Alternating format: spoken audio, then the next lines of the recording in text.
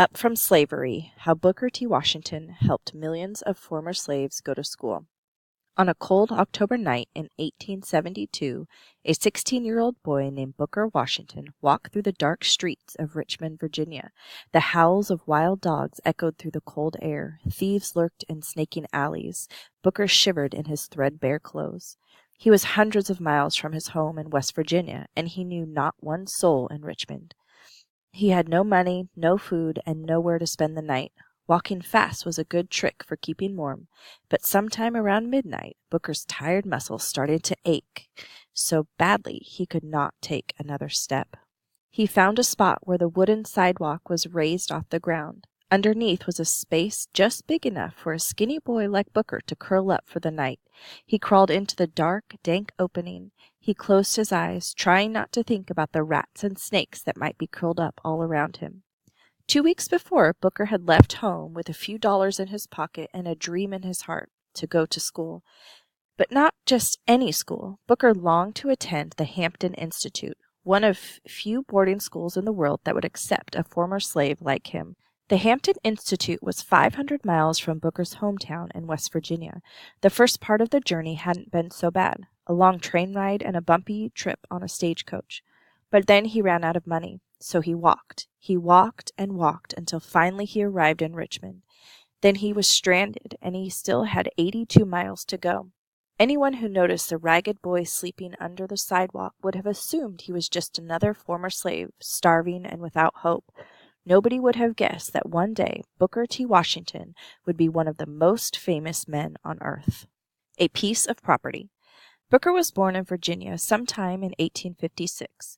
Like most enslaved Americans, he never knew his actual birthday. For his owners, Elizabeth and James Burroughs, the birth of a new slave was no more important than the arrival of a new calf.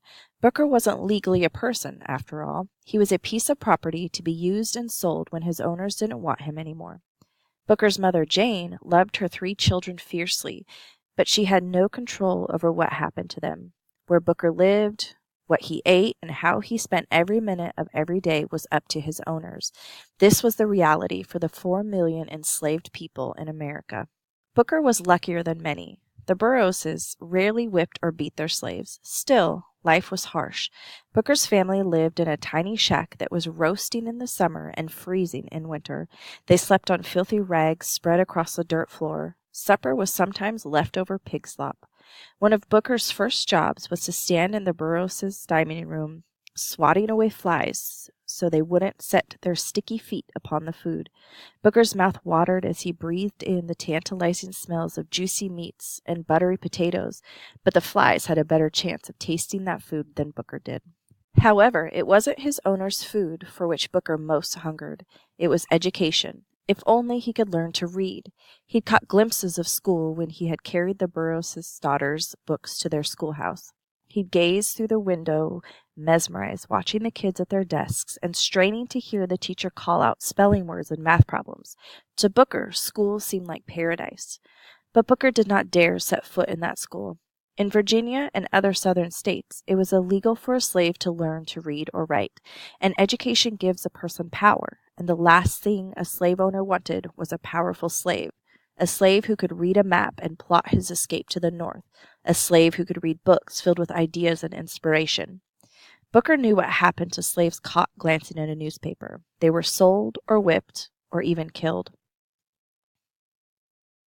And so day after day, Booker walked the Burroughs girls to school, struggling to keep his eyes off the forbidden books he carried in his arms.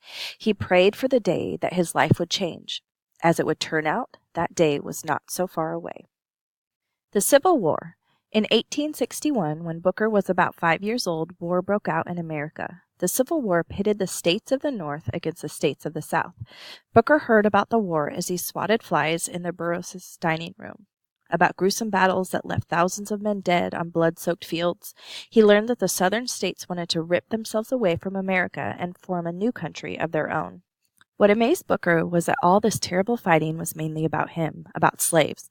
Northern states had banned slavery decades before, and most Northerners believed it should be abolished in the South too. Southerners vehemently disagreed, and many were willing to fight to the death to keep their slaves. The Civil War raged for 4 years and killed about 750,000 men.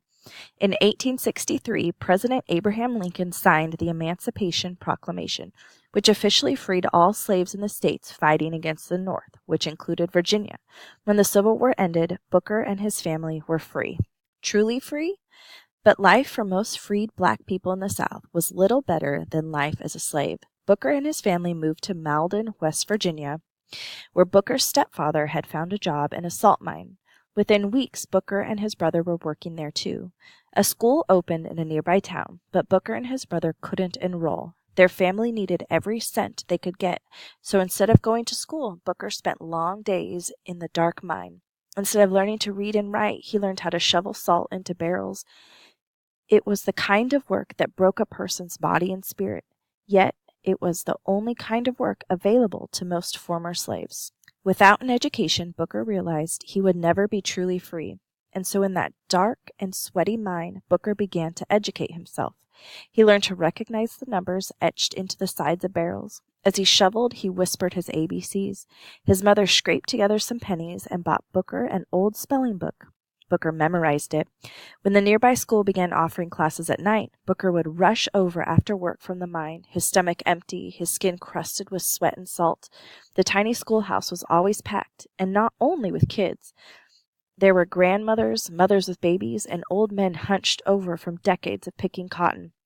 Across the South, former slaves were starving for education, but there were not nearly enough schools and teachers to teach them. A fire inside. Then one day Booker heard two men talking about the Hampton Institute, a special school created to train black students to become teachers or to get jobs in other trades.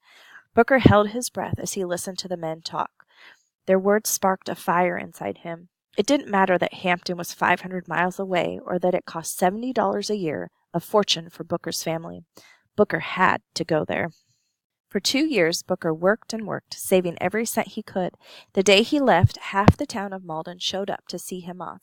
They pressed pennies and nickels into his hands, hugged him tight, told him they had no doubts he would achieve his dream.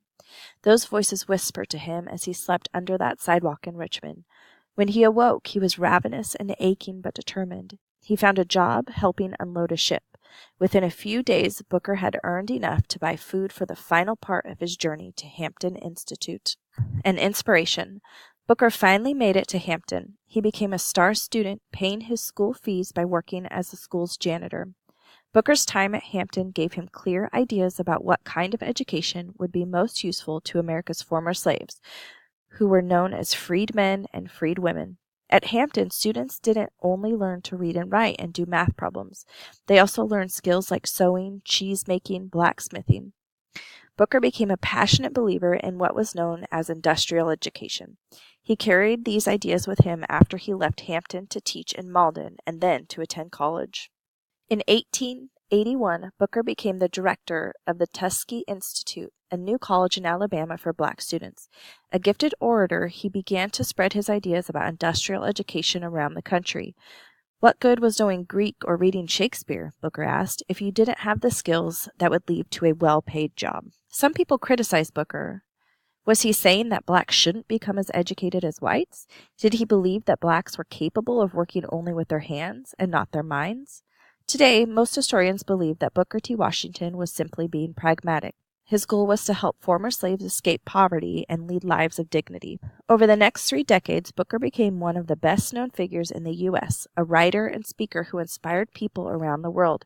He used his fame to raise money for thousands of schools for black students across the South.